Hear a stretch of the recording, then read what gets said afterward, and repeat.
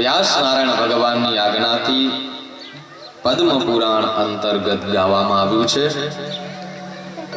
સૌ પ્રથમ ભગવાન નંદ નંદન શ્રી કૃષ્ણને નમસ્કાર કર્યા છે. ભગવાન કેવા છે? સતચિત અને આનંદ યુક્ત છે. ભગવાન સચ્ચિદાનંદ. ભગવાન શું કામ કરે છે? આપણને એમ થાય કે ભગવાન માતાજી આપણે જે પ્રસાદીને ભોગ ધરાવીએ ખાલી ઈ મંદિરમાં બેઠા બેઠા આરોગે. દ્વારકાધીશને 56 ભોગ રોજના અર્પણ થાય ને એ આરોગે નહીં. ખાલી ભગવાન આપણા પ્રસાદ કે 56 ભોગ આરોગતા નથી, પણ ભગવાન સૌથી જગતનું મોટું કામ કરે છે અને એ છે વિશ્વોત્પત્તિ હેતવે. એ ભગવાન વિશ્વની ઉત્પત્તિ કરે, એ જ ભગવાન વિશ્વનું પાલન કરે અને એ જ ભગવાન વિશ્વનો સંહાર કરે. તો આપણને પ્રશ્ન થાય કે ભગવાનને આ સૃષ્ટિનો વિનાશ કરવાનો હતો, વિસર્જન કરવાનું હતું, તો ભગવાને આ સૃષ્ટિ બનાવી જ શું કામ? આપણે ઘણી વખત જોયું હશે કે વરસાદ પડે ને એટલે નાના બાળકો હોય એ માટીમાં રમે, રેતીનું માટીનું ઘર બનાવે, સુંદર મજાનું ઘર બનાવી પછી એ ઘર સાથે નાના બાળક રમે અને પછી જ્યારે બહુ રમે કંટાળે ત્યારે ઈ ને ઈ ઘરને તોડી નાખે. હવે જે બાળક ઘર બનાવે છે એ જ બાળક એ ઘર સાથે રમે છે અને છેલ્લે એ જ બાળક એ ઘરનો વિસર્જન કરી દે છે. બસ ભગવાનને આવું જ છે. બહુ જ્યારે ભગવાનને એમ થાય ત્યારે ભગવાન આખી સૃષ્ટિનું વિસર્જન કરે, ફરી પાછું નવેસરથી સૃષ્ટિની રચના. આ ભગવાનનું કામ છે. ભગવાન ઉત્પત્તિ કરે, ભગવાન પાલન પણ કરે વિશ્વનું. આપણે કહીએ છીએ કે આ ભગવાનની બનાવેલી સૃષ્ટિમાં આ તો આપણે જેટલા નરી આંખે દેખી શકીએ છીએ એટલા જીવ આપણને દેખાય છે, પશુ પક્ષી જીવ જંતુઓ, પણ આપણને નથી દેખાતા એવા પણ કરોડો જીવ છે સાહેબ, જેને આપણે જોઈ નથી શકતા. તો બધા જ જીવ પોતપોતાની રીતે જીવે છે. એ પાલન કોણ કરે છે? બધાનું ભગવાન કરે છે. આપણે કહીએ છીએ કીડીને કણ અને હાથીને મણ ચોક્કસ આપી જ દે છે ભગવાન સાહેબ. આનામાં કોઈ જ સંદેહ સંશય નથી. પણ આપણે અભિમાનથી જો રહીએ તો ભોજન મળે નહીં. પણ ભગવાન ઉપર ભરોસો હોય તો ચોક્કસ એ જવાબદારી ભગવાનની છે પૂરું કરવાની. ક્યારેક અનુભવ કરજો, ખિસ્સામાં લાખ રૂપિયા પડ્યા હોય ને તો બપોરે જમવાનું ન મળે આપણને, કારણ કે એ અભિમાન આપણી પાસે હોય. પણ ક્યારેક એવી ભૂખ લાગી હોય, ક્યાંક અન્ય પ્રદેશમાં હોઈએ અને કોઈક વ્યક્તિ આપણને ભોજન આપી જાય, ભોજન કરાવી જાય, અથવા તો ભોજન મળી જાય ક્યાંકથી, આ ભગવાનની કૃપા. ભગવાન કોઈને ભૂખે રાખતો નથી. આપણને કદાચ ભગવાન જમાડે તો 200-500 રૂપિયાની થાળી જમાડે, પણ ઈ જ ગીરનો સિંહ હોય, એને એની ક્ષમતા પ્રમાણે ભગવાન થાળી આપી દે. ઈ એક ભેંસનો શિકાર કરે તો એની એ એક થાળી 1 લાખ રૂપિયાની થાય. થાય કે ન થાય? આપણે 200-500 રૂપિયાની થાળી જમીએ, પણ ઈનો ઈ સિંહ હોય, એની ક્ષમતા પ્રમાણે ભગવાન આપે એ 1 લાખ રૂપિયાની થાળી.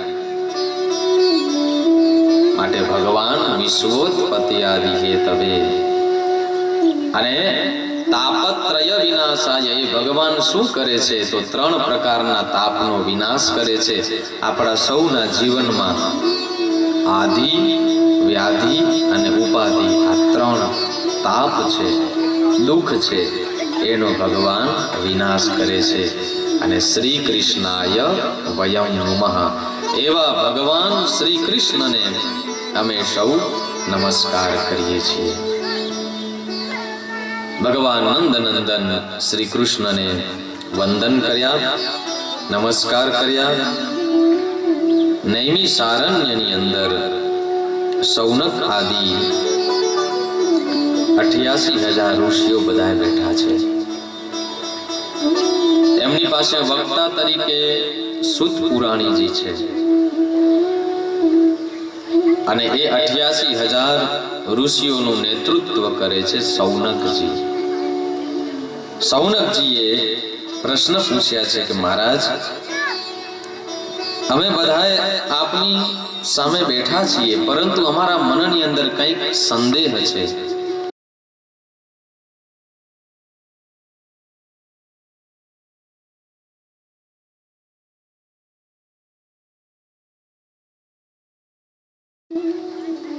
કે નારદજી છે એ તો પરમ સંત છે. નારદજીની ગતિ એવી છે કે કોઈ જગ્યાએ સ્થિર ન રહે. ગૌદોહનનો સમય જેટલી વાર થાય એટલી વાર નારદજી સ્થિર રહી શકે, એનાથી વધારે નહીં.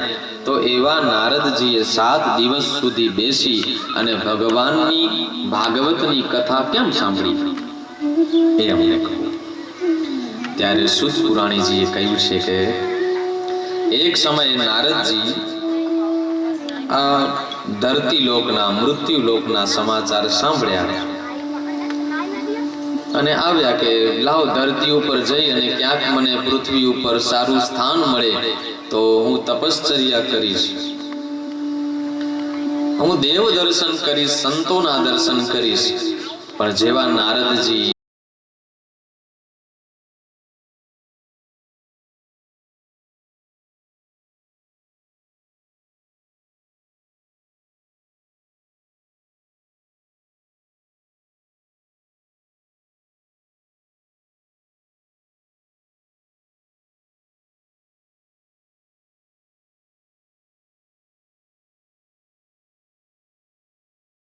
ન કોઈ જગ્યાએ ભક્તિ દેખાણી, ન કોઈ જગ્યાએ જ્ઞાન દેખાણું, કે ન કોઈ જગ્યાએ વૈરાગ્ય દેખાણું.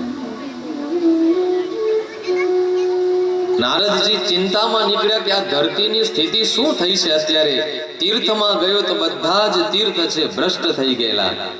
અને હકીકત એ છે વિધર્મી માણસો છે ને એ આપણા તીર્થ ક્ષેત્રને પહેલા ભ્રષ્ટ કરે છે સાહેબ.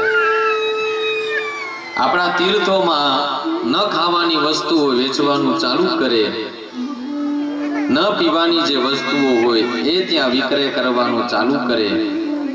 એટલે આપણા જે તીર્થ હોય એ તીર્થ સૌ પ્રથમ ભ્રષ્ટ થઈ જાય.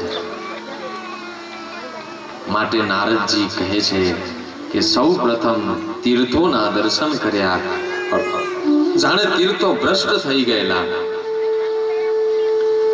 એ ચિંતામાં નારદજી કહે છે કે ત્યાંથી નીકળતો હું વૃંદાવનની અંદર જ્યાં પ્રવેશ કરવા માટે ગયો, યમુનાજીને કિનારે એક સ્ત્રી બેઠેલી હતી અને એ સ્ત્રીના ખોળામાં બે વૃદ્ધ પુરુષો, ગરડા બે પુરુષો સૂતેલા હતા. નારદજીએ વિચાર કર્યો કે આ તો વિચિત્ર દ્રશ્ય છે જગતનું. યુવાન સ્ત્રીના ખોળામાં બે વૃદ્ધ પુરુષો કઈ રીતે હોઈ શકે? અને નારદજી ત્યાંથી નીકળે છે. તરત જ એ સ્ત્રી છે એને બૂમ પાડીને કહે છે, ભો ભો સાધુ ક્ષણં તિષ્ઠ મચ્ચિંતા અવિનાશય. હે સાધુ પુરુષ, એક ક્ષણ માટે ઉભા રહી જાઓ. નારદજી તરત ઉભા રહી ગયા. નારદજીએ પૂછ્યું છે કે દેવી, આપ કોણ છો? આપનો પરિચય આપો. તમે યુવાન છો ને તમારા ખોળામાં સૂતેલા બે વૃદ્ધ પુરુષો કોણ છે? ત્યારે એ સ્ત્રી બોલી છે કે નારદજી, હું સાક્ષાત ભક્તિ મહારાણી છું. અને આ બે કોણ છે? કયું? મારા દીકરા છે, જ્ઞાન અને વૈરાગ્ય. ભક્તિના બે પુત્ર છે, એક જ્ઞાન અને બીજું વૈરાગ્ય. અરે નારદજીએ કહ્યું કે ભક્તિજી, આ તો જગતનું વિચિત્ર દ્રશ્ય કહેવાય કે માતા યુવાન અને દીકરા ગરડા વૃદ્ધ બની જાય. આ કેવી રીતે થયું? ભક્તિ મહારાણી કહે છે કે નારદજી, અમે ત્રણેય જણા વૃદ્ધ બની ગયા. અત્યારના સમયમાં કલિયુગમાં કોઈ પાસે ભક્તિ નથી, કોઈ પાસે જ્ઞાન નથી, વૈરાગ્ય નથી. એટલે અમે ત્રણેય વૃદ્ધ બની ગયા. પરંતુ મેં એવું વિચાર્યું કે આ સ્થાન છોડી અને બીજે ક્યાંક જતી રહું. ફરતા જ્યાં આ વૃંદાવનની અંદર જ્યાં પ્રવેશ કર્યો મેં, જ્યાં નંદનંદન શ્રી કૃષ્ણએ પોતાની લીલાઓ કરી છે, એ જગ્યા ઉપર, ભૂમિ ઉપર જ્યાં પ્રવેશ કર્યો, ત્યાં નારદજી હું ફરી પાછી મારા મૂળ સ્વરૂપમાં આવી ગઈ, મારી અવસ્થામાં આવી ગઈ. પણ મારા બંને દીકરાઓ એ પોતાના મૂળ અવસ્થાને પ્રાપ્ત કરી શક્યા નહીં. કહ્યું છે ભક્તિ મહારાણીએ કે નારદજી આવું શાને માટે થયું છે? નારદજીએ કહ્યું કે દેવી, આ કલિયુગ ચાલે છે અને કલિયુગના કારણે જ તમારી આવી સ્થિતિ થઈ છે. તો ભક્તિ મહારાણીએ તરત કહ્યું, તો કલિયુગના આવા બધા દુર્ગુણ છે, તો રાજા પરીક્ષિતે કલિયુગને સ્થાન શું કામ આપ્યું? આવા શું કામ ને દીધો? નારદજીએ કહ્યું છે કે રાજા પરીક્ષિત સારગ્રહી રાજા હતો. એણે જોયું કે ભલે લાખ અવગુણ હોય કલિયુગની અંદર, પણ એમને એક મોટામાં મોટો ગુણ જોયો કલિયુગનો, અને એ ગુણ હતો યદ ફલમ નાસ્તિ તપસા ન યોગેન સમાધિના તત્ ફલમ લભતે સમ્યક કલૌ કેશવ કીર્તના કલૌ કેશવ કીર્તના. જે ફળ છે યદ ફલમ નાસ્તિ તપસા, હજારો વર્ષો સુધી તપસ્યામાં બેસી રહે ભક્તો અને જે ફળ ન મળે, ન યોગે ન સમાધિના, યોગથી પણ જે ફળ ન મળે, સમાધિથી પણ જે ભગવાનની પ્રાપ્તિ ન થાય, એ જ ફળ છે તત્ફલમ લભતે સમ્યક. શેનાથી મળે? કલૌ કેશવ કીર્તના. ભક્તિ કરેતા છૂટે મારા પ્રાણ, પ્રભુજી એવું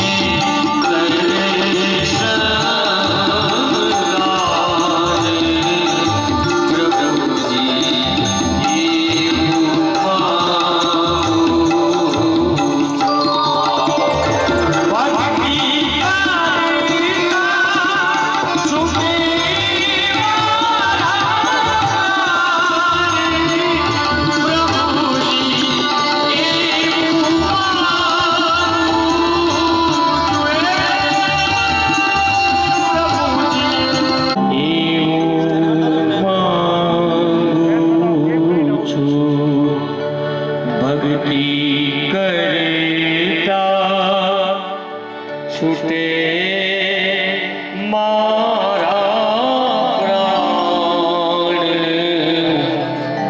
પ્રભુજી એવું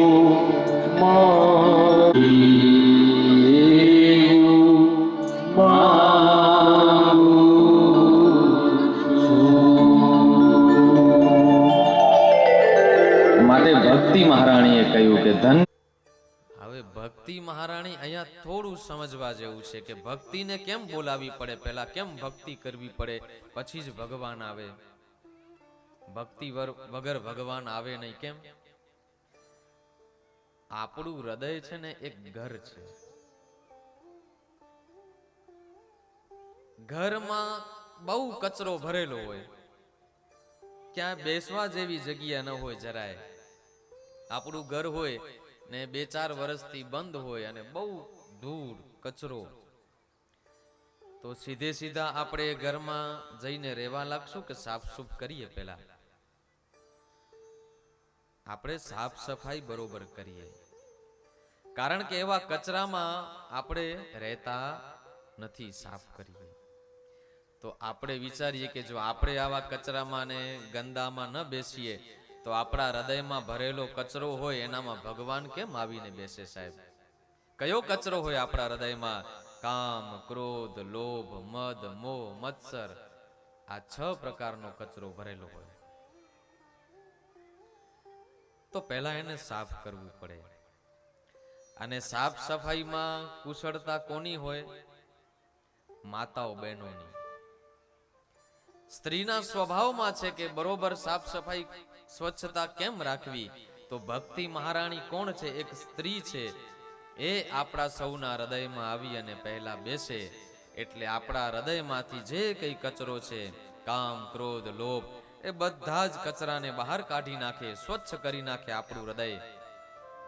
અને પછી ભગવાન આવે અને જોવે કે વાહ, આ તો ખૂબ સરસ મજાનું ઘર છે, એટલે એ ભગવાન આપણા હૃદયમાં આવી અને બેસી જાય. એટલા માટે ભગવાનને જો બોલાવા હોય આપણા ઘરની અંદર, આપણા હૃદયમાં, તો એક માધ્યમ છે અને એ છે ભક્તિ ભગવાનની. ભગવાને કહ્યું છે, આપણે વિચારીએ કે ભગવાનને કોણ બાંધી શકે? આ જગતની કઈ એવી દોરી છે કે સાંકળ છે કે જેનાથી ભગવાન બંધાય?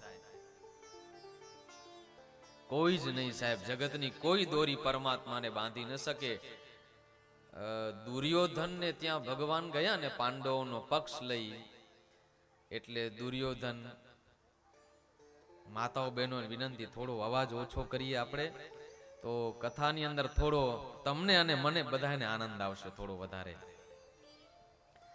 તો દુર્યોધન ને વિચાર કર્યો કે હું દ્વારિકાધીશને સાકરથી બાંધી દઉં, પણ એ દુર્યોધનની મૂર્ખતા હતી. ભગવાન એનાથી બંધાયા નહીં. એને બહુ મોટી અને જાડી સાંકળ તૈયાર કરી હતી કે દ્વારિકાધીશને બાંધવા માટે, પણ ભગવાન ન બંધાયા. ભગવાને કહ્યું કે અરે દુર્યોધન, આખા જગતમાં મને જો કોઈ દોરી બાંધી શકે ને તો એક જ છે, અને એ દોરી છે ભક્તિ રૂપી દોરી. કોઈ ભક્તિ કરે ભક્ત, એનાથી ઈ ભક્ત મને બાંધી શકે. બાકી આ જગતમાં કોઈ એવી દોરી નથી કે એનાથી હું બંધાઉં. ભગવાન બંધાય ને તો એક પ્રેમની દોરીથી, ભક્તિની દોરીથી. એટલા માટે શ્રી કૃષ્ણ ગોકુળ છોડી અને મથુરામાં જતા હતા પહેલી વખત. આખું ગોકુળ રડવા લાગ્યું, પ્રકૃતિ આખી રુદન કરે. અને જ્યાં ભગવાન અક્રૂરજીએ રથ ચલાવ્યું, શ્રી કૃષ્ણ અને બલરામજી સાથે બેઠા છે, તો જ્યાં પાછળ વરીને જોયું ભગવાને, તો પોતાની માતા યશોદાજી દોડતા આવતા હતા. અને તરત જ ભગવાન શ્રી કૃષ્ણ રથમાંથી કૂદકો લગાવીને નીચે ઉતરી ગયા અને તરત દોડી અને પોતાની મૈયા યશોદાજીને ગળે બેઠી ગયા. કહ્યું, કેમ મૈયા, આટલા આંખમાં આંસુ? તો યશોદાજી કહે છે કે લાલા, મારે છે ને તારી પાસે એક વાતની માફી માંગવી છે. અરે મૈયા, તારે માફી ન માંગવાની હોય. હું તારો દીકરો છું, હું માફી માંગુ. મારી કોઈ ભૂલ હોય તો. કહ્યું નહીં લાલા, હું માફી માંગુ છું આજે. કહ્યું કે માતા, કઈ વાતની માફી? કહ્યું કે લાલા, મેં એ દિવસે તે બહુ તોફાન કરેલું અને પછી તને મેં જ્યારે ખાંડણીએ બાંધ્યો તો એ મારી ભૂલ હતી. આખો દિવસ મેં તને ખાંડણીયા સાથે બાંધ્યો અને તને બપોરે મેં ભોજન પણ જમવા માટે ન આપ્યું. એ લાલા, મારી ભૂલ હતી. બને ને તો મને માફ કરી દેજે. એને ભૂલી જાજે લાલા, તું એને યાદ ન રાખજે કે તારી યશોદા મૈયાએ તને બાંધ્યો તો કોઈ દિવસ. અને ત્યારે કૃષ્ણ કહે કે અરે મૈયા, આ વાતને તો હું ક્યારે ભૂલી શકીશ નહીં. તે જે મને ખાંડણીએ બાંધ્યો ને એ વાત તો હું મારા કોઈ પણ અવતારમાં નહીં ભૂલું, કોઈ પણ યુગમાં મારાથી નહીં ભૂલાય. કેમ? કહ્યું કે મૈયા, આ તારા કનૈયાને જો કોઈએ બાંધ્યો હોય ને તો એક તારાથી બંધાણો છે તારો કનૈયો. બાકી કોઈ જગતની તાકાત નથી કે તારા દીકરાને, તારા કનૈયાને બાંધી શકે. મૈયા, તારાથી બંધાયો કારણ કે તારી પાસે પ્રેમ હતું, તારી પાસે ભક્તિ હતી. અને આ તારો દીકરો જગતમાં બંધાય ને તો એક જ ભક્તિ અને પ્રેમથી બંધાય. બાકી કનૈયાને કોઈ બાંધી ન શકે સાહેબ. દ્વારકાધીશને કોણ બાંધી શકે? પણ પ્રેમથી જાઓ તો દ્વારકાધીશ કહે છે કે તારી સાથે બંધાવા તૈયાર છું, તારી સાથે આવવા તૈયાર છું સાહેબ. આ ભગવાનનો સ્વભાવ છે. એટલા માટે ભક્તિ કરવી જરૂરી છે. ભગવાન ભક્તિથી બંધાયેલા છે. માટે ભક્તિ મહારાણી જ્ઞાન અને વૈરાગ્ય મૂળ અવસ્થાને પ્રાપ્ત કર્યા અને નારદજીને ખૂબ આનંદ થયો. ભક્તોના હૃદયની અંદર એ ભક્તિ મહારાણીને સ્થાન આપ્યું છે. ત્યાર પછી સનત કુમારોએ કહ્યું છે કે નારદજી, કોઈ વ્યક્તિ પોતાના જીવનમાં ગમે એટલા પાપ કરે અને અંત સમયે જો વિચારે કે મારે શુદ્ધ બનવું છે, પવિત્ર બનવું છે, તો એ ભાગવતની કથાથી બની શકે. નારદજીએ કહ્યું, કોઈ ઇતિહાસ, કોઈ ઉદાહરણ છે આપની પાસે? કહ્યું કે હા, એક આત્મદેવ નામના બ્રાહ્મણ છે, સર્વ વિદ્યાઓમાં પારંગત છે, ખૂબ વિદ્વાન પંડિત બ્રાહ્મણ દેવ. પોતે વિદ્વાન, પણ એમના પત્ની એમનાથી બિલકુલ વિપરીત, અને એમનું નામ હતું ધુંધુલી. ધુંધુલી એમના પત્નીનો સ્વભાવ હતો આખો દિવસ લોક નિંદા કરે, ઝઘડો કરે કોઈકના કોઈક સાથે, ભગવાનના ભજનમાં મન ન લાગે, એને ભોજન વધારે ભાવે. આવી એ સ્ત્રી, નારી. ભગવાનની કૃપાથી એમને ત્યાં બધી રીતે સંપન્ન હતા, ધન સંપત્તિથી પૈસે ટકે સુખી હતા એ બ્રાહ્મણ. પણ એક ખોટ હતી, એમને ત્યાં સંતાન ન હતું, હજી સુધી પારણું નતું બંધાણું. એટલે બ્રાહ્મણ દેવ સવારે બહાર નીકળે ને નગરના લોકો એમને મેણા ટોણા મારે કે આ સંતાન વગરનું ઘર છે. અને એ શબ્દ છે એ આત્મદેવના કાનમાં પડે. આત્મદેવ વિચારે કે સંતાન વગરનું જીવવું એ બહુ મુશ્કેલ છે. પોતે વિચારી અને ભગવાનના ભજન માટે થઈ અને એક દિવસ એ વનની અંદર જંગલમાં નીકળી જાય. એમને ત્યાં એક સંત મળે અને સંતને પ્રાર્થના કરે કે મારે ત્યાં પુત્રની પ્રાપ્તિ થાય. સંત કહે, અરે બ્રાહ્મણ દેવતા, તમારા 7 જન્મમાં દીકરા નથી. તો બ્રાહ્મણ દેવતા ખૂબ દુખી થયા. કહ્યું કે આપ સંત છો, આપ કંઈક એવા આશીર્વાદ આપો કે મારે ત્યાં પારણું બંધાય. બહુ જીદ કરી ત્યારે ઈ સંતે પોતાની જોડીમાંથી એક ફળ કાઢી અને આપ્યું. તમારી પત્નીને ખવડાવજો અને આ નિયમોનું પાલન કરે, ભગવાનનું ભજન કરે, પૂજા કરે. ફળ લઈ અને એ બ્રાહ્મણ દેવતા પોતાના ઘરે પધાર્યા.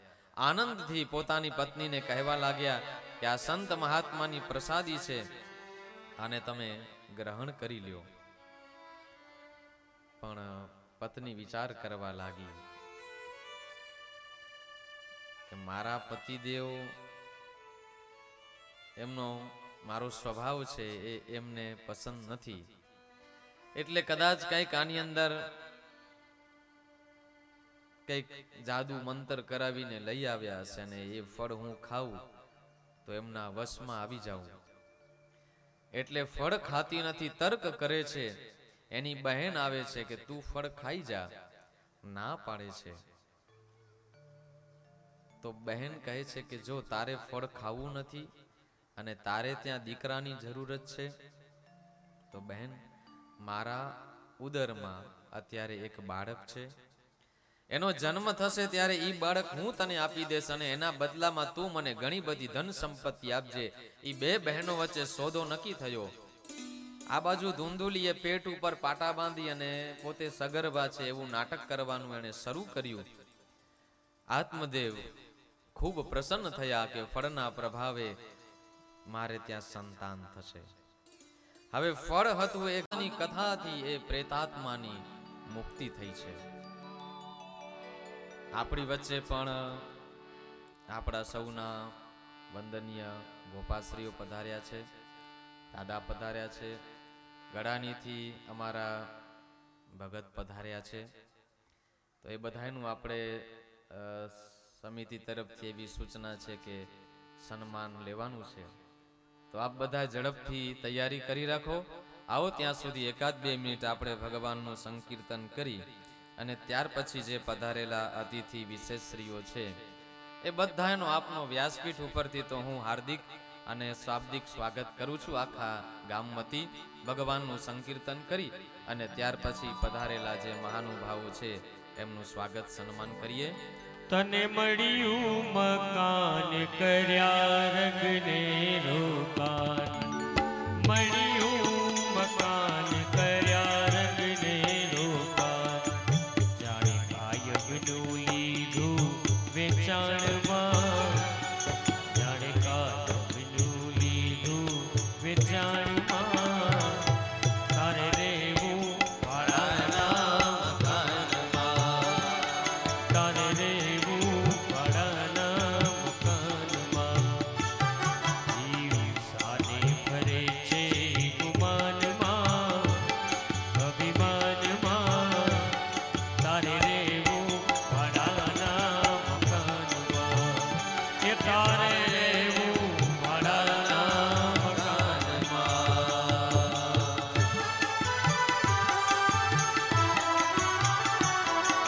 શ્રી રાધે.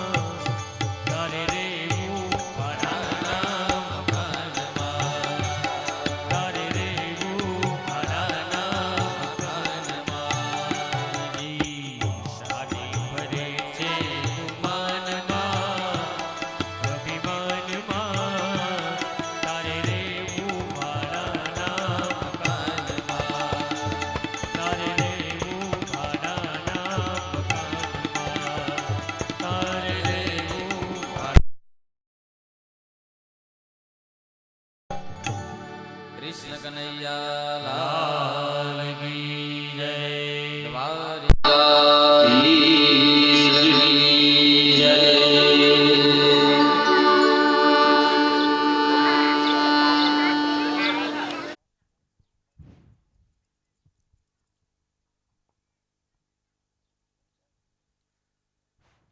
હલો. હવે આપણા સાધુ સંતો જે મહંતોના જે સન્માન કરવાના છે તે જલ્દી આપણે કરી લઈએ. સ્વયંસેવકો હાજર થઈ જાઓ અને આપણા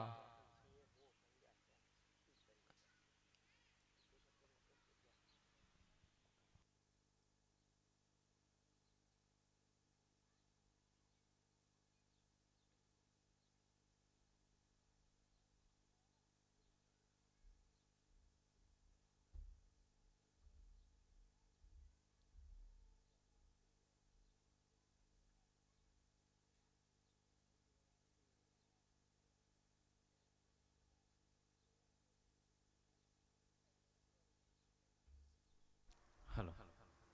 આપણી વચ્ચે પરમ પૂજ્ય એકનાથ બાપુ પધાર્યા છે. આપણે સૌ તાલીઓના નાદ સાથે એમનું સ્વાગત અભિવાદન કરીએ અને સંચાલકશ્રીઓને વિનંતી કરું ઝડપથી આપણે સન્માન લઈ લઈએ. કથા આપણે બંધ રાખી છે એટલે આ સૂચિ છે ને આપણી પહેલીથી હોવી જોઈએ કે મહેમાનો પધાર્યા છે તો આપણે એમનું સન્માન લેવાનું છે, તો થોડી ઝડપ રાખીએ આપણે. હે નંદ લાલા કૃષ્ણ કનૈયા હે ગોપાલા બાલ મુકુંદા હે ગોપાલ કૃષ્ણ કનૈયા હે નંદલાલા. બાલ મુકુંદા હે નંદલાલા કૃષ્ણ કનૈયા હે ગોપાલા. હે મુકુંદ કૃષ્ણ કનૈયા હે ગોપાલ હે નંદલાલા.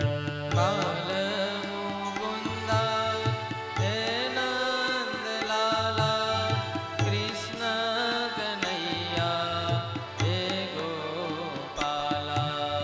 બાલ મુકુંદા હે નંદલાલા કૃષ્ણ કનૈયા હે ગોપાલા. બાલ મુકુંદા હે નંદલાલા કૃષ્ણ કનૈયા હે ગોપાલા. હે મુકુંદ હે નંદલાલા કૃષ્ણ કનૈયા હે ગોપાલા.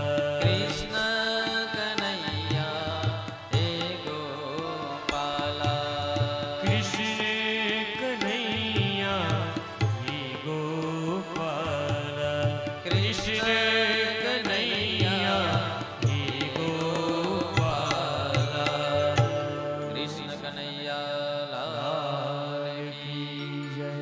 દ્વારિકાધીશ કી જય. જન્માદ્યસ્ય યતોન્વયાદિતરતઃ ચાર્થેષ્વભીગ્યસ્વરા તેને બ્રહ્મહૃદાય આદિકવયે મુહ્યન્તિ યત્સૂરય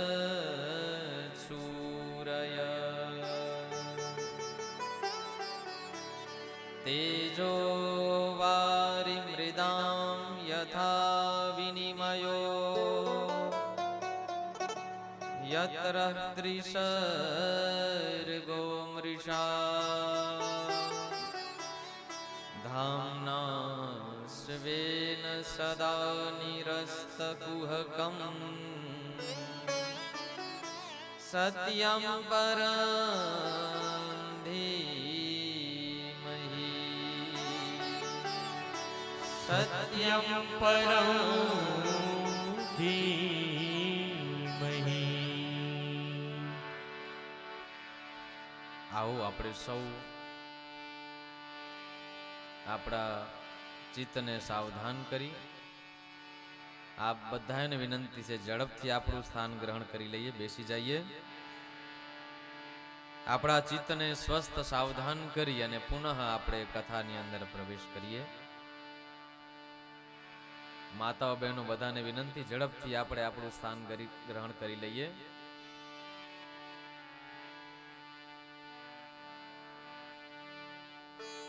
ભાગવતમાં મંગલાચરણમાં જન્માદ્યસ્ય યતોન્વયાદિ તરતશ્ચાર્થેષ્વ વિજ્ઞસ્વરાટ. અખિલ બ્રહ્માંડ નાયક પરમાત્માની એ વંદના કરવામાં આવી છે.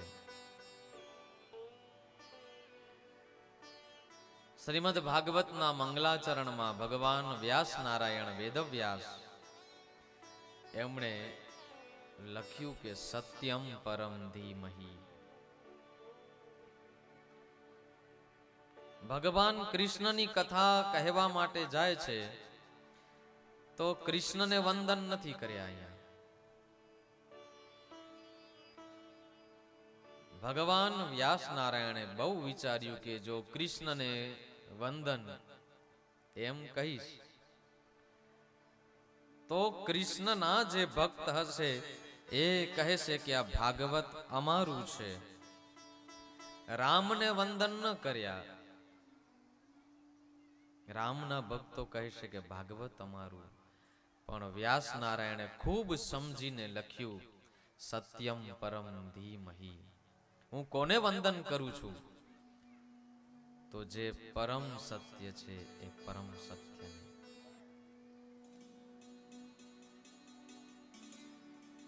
પરમ સત્ય શું છે આ જગતની અંદર? તો જે દેખાય છે ને આપણને આંખ દ્વારા બધું જ અસત્ય છે. બેનો બધાએ વાતો કરી લો, પછી આપણે કથા શરૂ કરીશું. તમને સાંભળીએ થોડી વાર, બીજું શું થાય? કરી લો થોડી વાર, 5 મિનિટનો સમય લાગશે.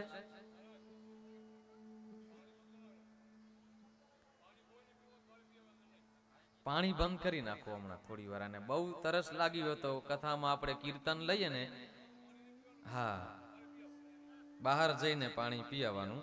પાણી હમણાં બંધ કરાવી દો.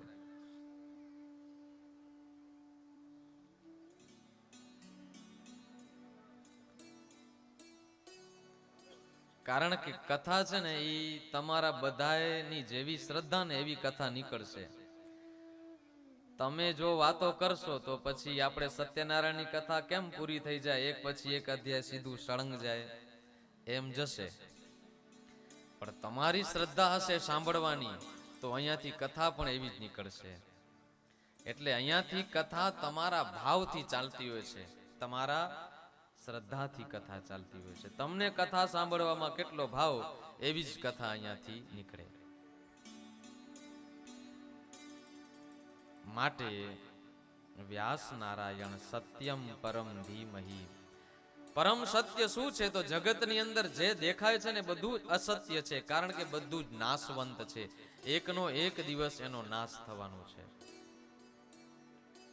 જેનો નાશ નથી એ બધું સત્ય છે. પરમાત્મા ભગવાન આપણે કહીએ છીએ તો ભગવાન સત્ય છે આ જગતની અંદર. એટલે પરમાત્માને વંદન કર્યા છે. એ પરમ સત્યને અમે સૌ નમસ્કાર કરીએ છીએ.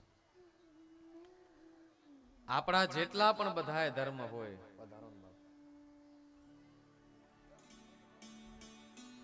આપણા જેટલા પણ ધર્મ હોય એ આપણા બધા જ ધર્મ છે ને એ સત્યની છત્રીની નીચે આવી જાય. કોઈ પણ ધર્મ, કોઈ પણ સંપ્રદાય એ સત્યથી બહાર છે નહીં. માટે એ પરમ સત્યને વંદન કર્યા છે. સત્યમ પરમ ધીમહી. ત્યાર પછી શ્રી શુકદેવજી મહારાજને વંદન નમસ્કાર કર્યા છે. યમ પ્રવ્રજંતમનુપે તમપેત કૃતિયમ દ્વૈપાયનો વિરહ કાતર જુહાવ પુત્રેતિ તન્મયતયા તરો વિનેદુ સ્તમ સર્વભૂત હૃદયો મુનિમાનતો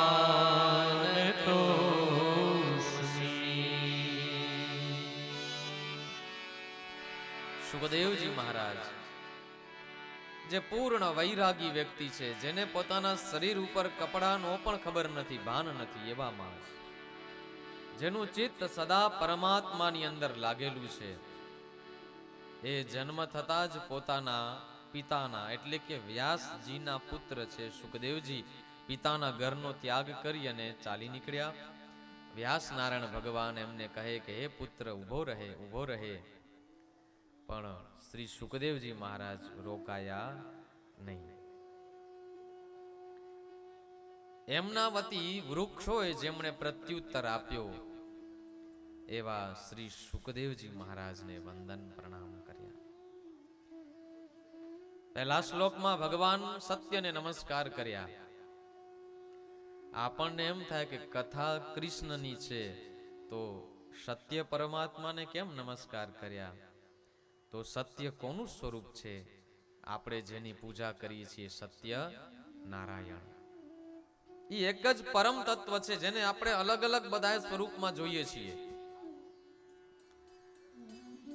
આપણે એને જગદંબાના સ્વરૂપમાં માનીએ, આપણે એને નારાયણના સ્વરૂપમાં, આપણે એને કૃષ્ણના સ્વરૂપમાં, રામના સ્વરૂપમાં, શિવના સ્વરૂપમાં. અંતતઃ બધું જ તત્વ એક જ છે. બધાના રસ્તા અલગ અલગ છે જવાના, પણ બધા રસ્તા ભેગા એક જ જગ્યાએ થાય. જેમ આપણે માટીના માટલા હોય અને 1000 મટકા પાણીના ભરેલા મૂકી દઈએ તો એ 1000 મટકાની અંદર સૂર્ય દેખાશે. દરેક મટકામાં સૂર્યના દર્શન થાય, ઉપરથી એના કિરણ પડે તો શું લાગે કે 1000 સૂર્ય જેવું આપણને લાગે, પણ વાસ્તવિકતામાં એ સૂર્ય કેટલા છે? એક જ છે, પણ એના પ્રતિબિંબ દ્વારા. એવી રીતે પરમ તત્વ પરમાત્મા એ એક જ છે. આપણે બધા એને અલગ અલગ આપણી જેવી